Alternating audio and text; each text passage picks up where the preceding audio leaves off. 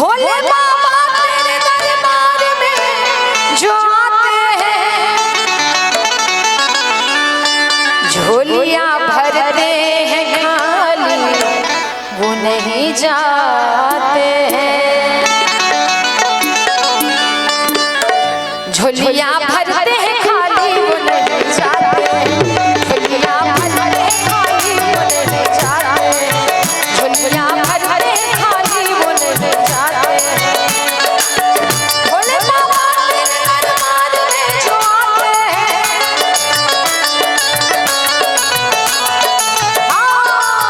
झोलियां भरते हैं, झोलियां भरते हैं, झोलियां भरते हैं खाली वो नहीं जाते हैं। झोलियां भरते हैं खाली वो नहीं जाते हैं।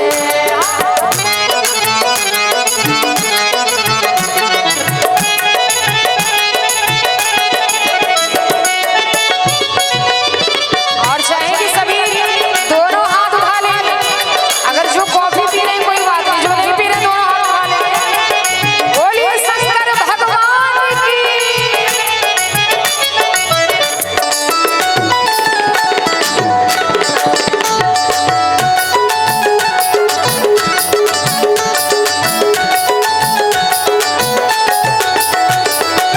हम तो चले आए हैं दिल में बड़े अरमान लिए, छोड़ेंगे डरना तेरा दिल में अपने ठान लिए।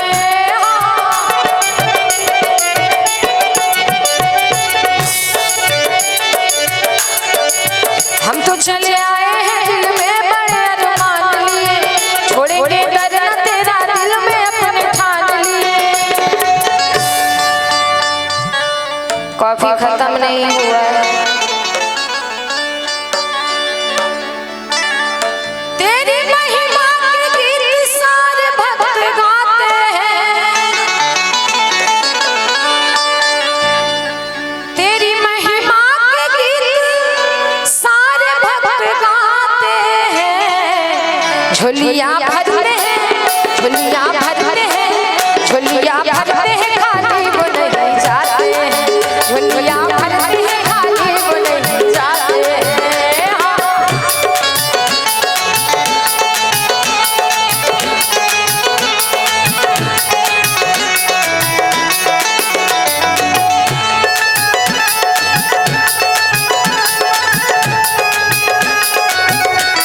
बोलिए शंकर भगवान की।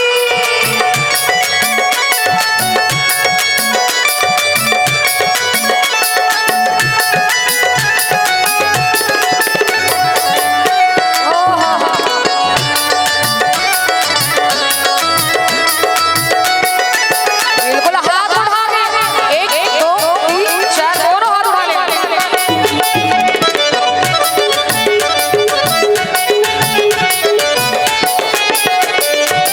तेरे चरणों में भोला थोड़ी जगह मिल जाए, मेरी पतझड़ सी जिंदगी में फूल खिल जाए।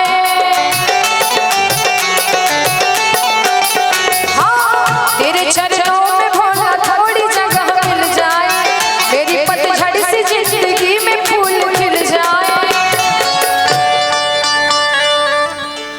तेरी महिमा के गीत सारे भक्त गाते हैं। तेरी महिमा के गीत सारे भक्त गाते हैं। झोली भर दे, झोली भर दे, झोली भर दे मेरी भोले बाबा, तेरे दर से ना जाएंगे खाली। झोली भर दे मेरी भोले बाबा, तेरे दर से ना जाएंगे खाली।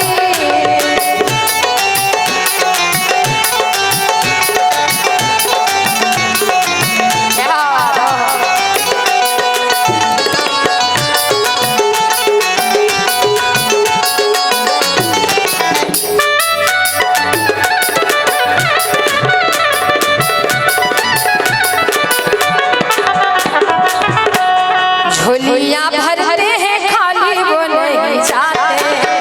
झोलियां भरते हैं खाली वो नहीं जाते। झोलियां भरते हैं खाली वो नहीं जाते। झोलियां भरते हैं खाली वो नहीं जाते। झोलियां भर खाली वो नहीं जाते, झोलिया भर खाली वो नहीं जाते, झोलिया भर खाली वो नहीं जाते, झोलिया भर खाली वो नहीं जाते।